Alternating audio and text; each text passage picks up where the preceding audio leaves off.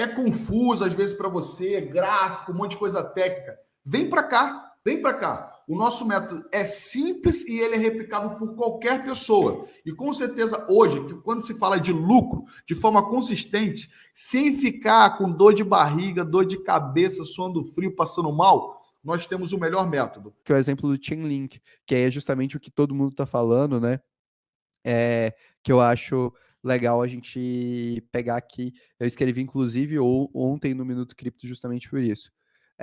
O Chainlink, ele foi um ecossistema que ele cresceu muito no ano de 2021, muito mesmo. A gente está falando de um crescimento de mais de 10 vezes da quantidade de capital que a Chainlink guarda, né? Hoje, na casa de 75 bilhões de dólares, dependem dos oráculos da Chainlink. A gente está falando de mais de 1.000 integrações na Chainlink nesse último ano, mais de 700 oráculos dentro da rede da Chainlink, então a Chainlink saiu ali da casa de 150 oráculos para mais de 700, a integração em 12 blockchains diferentes, enfim, a gente teve inúmeros pontos de crescimento da Chainlink. Apesar de tudo isso, quanto o Token Link valorizou nesse último ano? Apenas 77%.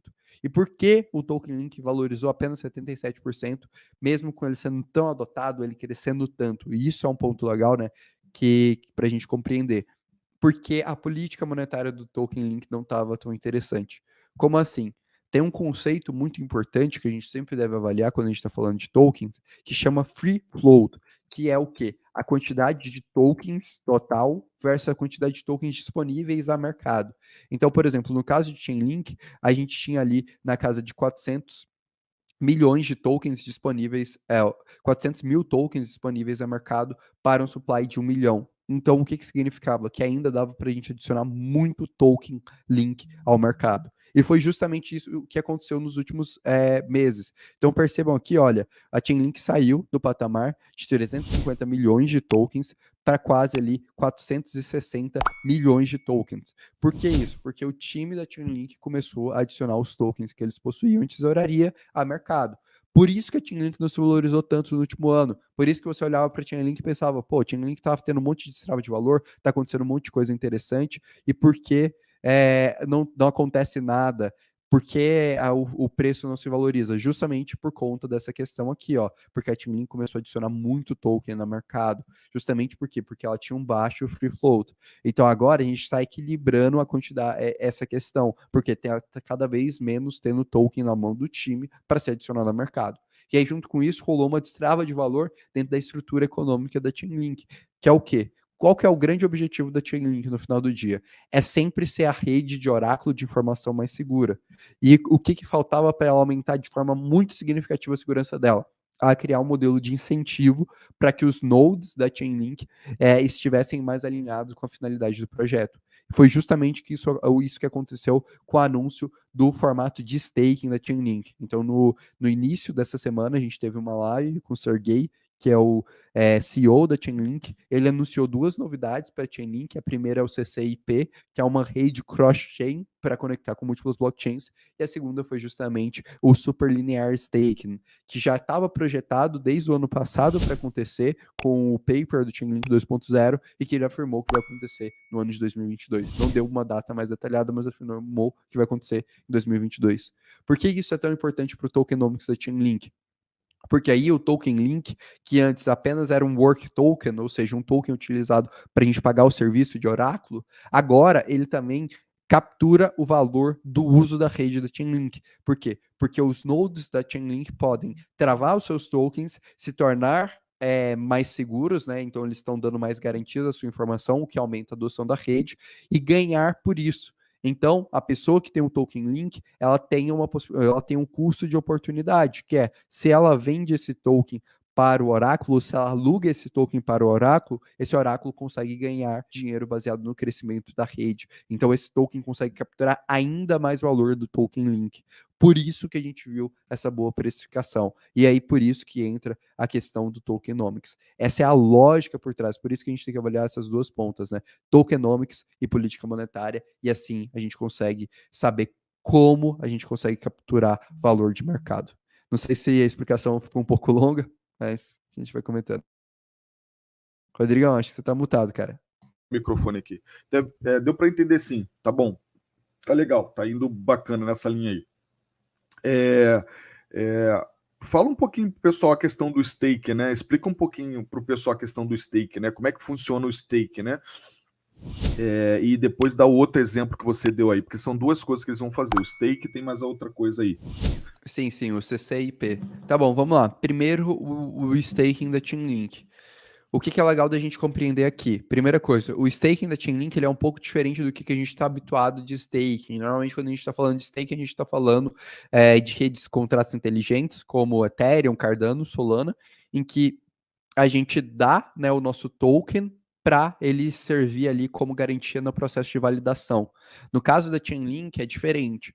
A gente está falando que os nodes da Chainlink, então percebam aqui, as pessoas que operam as informações da rede da Chainlink, elas vão poder fazer staking. E como que seria isso? Elas vão pegar tokens links e colocar travados esses tokens links. E aí esses tokens vão servir como uma garantia para o valor daquele ativo, né? Então, por exemplo, eu, Orlando, eu tenho uma responsabilidade que é a responsabilidade de sempre informar para vocês o preço do Bitcoin. E aí eu estou informando o preço do Bitcoin e vocês estão me pagando em token link. Legal.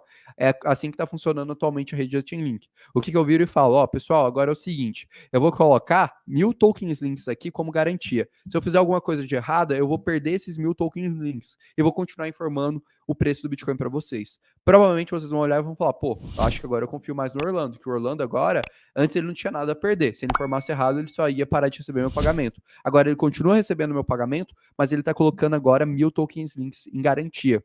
E aí eu vou falar, não, beleza, eu vou colocar 1000 tokens links, mas eu quero uma pequena remuneração sempre quando eu informar as coisas certas. Eu quero um pouco mais de taxa por isso. Que aí seria justamente o meu staking, atrelado ao quanto eu estou colocando essa lógica.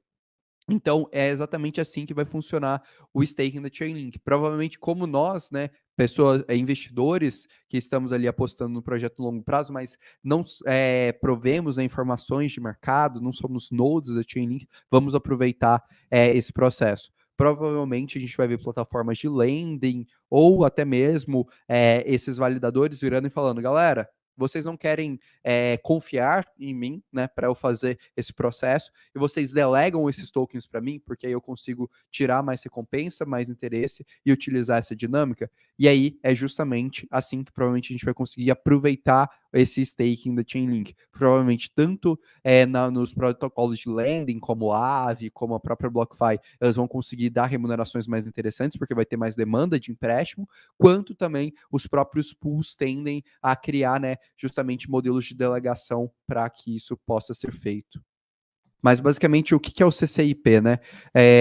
Quando a gente está falando de blockchain, então eu imagino que a gente tem a blockchain aqui da Ethereum, a gente tem a blockchain da Solana, a blockchain da Avalanche, da Phantom, a gente está falando de certa forma de ilhas. Por quê? Porque a gente não tem uma troca tão clara de informação, uma troca tão clara de liquidez dentro dessas blockchains. E qual que é a finalidade da Chainlink no final do dia? É realmente ser essa ponte de informação.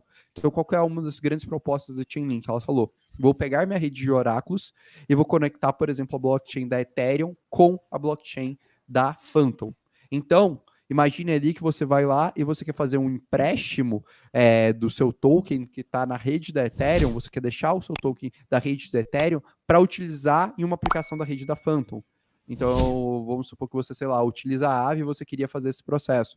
A Chainlink quer justamente criar um serviço, que é o CCIP, que vai permitir isso. Então, você deixaria ali como garantir um token na rede da Ethereum para utilizar na rede da Phantom. Hoje isso não é possível, porque não existe a comunicação entre eles. O que a Chainlink quer fazer é justamente esse formato. Tanto é que o CCIP é um protocolo que a gente chama de cross-chain, né? Comunicação entre múltiplas blockchains. E claramente a gente percebe isso.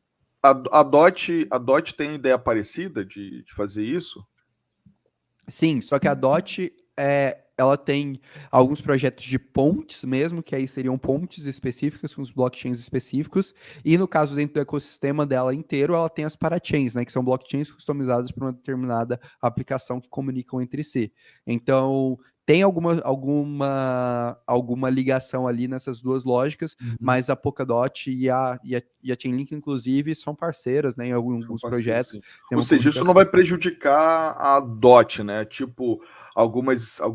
Porque, por exemplo, se a Link fazer isso, outras plataformas que estão bem estruturadas outros tokens que estão bem estruturados, enfim, eles podem pegar essa ideia e criar também o CCIP também, né? Sim, Enfim. sim. E na verdade eu acho que isso é benéfico para o ecossistema todo, porque aí Uhum, no início da aula eu comentei justamente sobre esse efeito rede, né? Sobre a gente comunicar uhum. mais, criar mais demanda. E é justamente isso que a Link estaria fazendo com essa aplicação CCIP,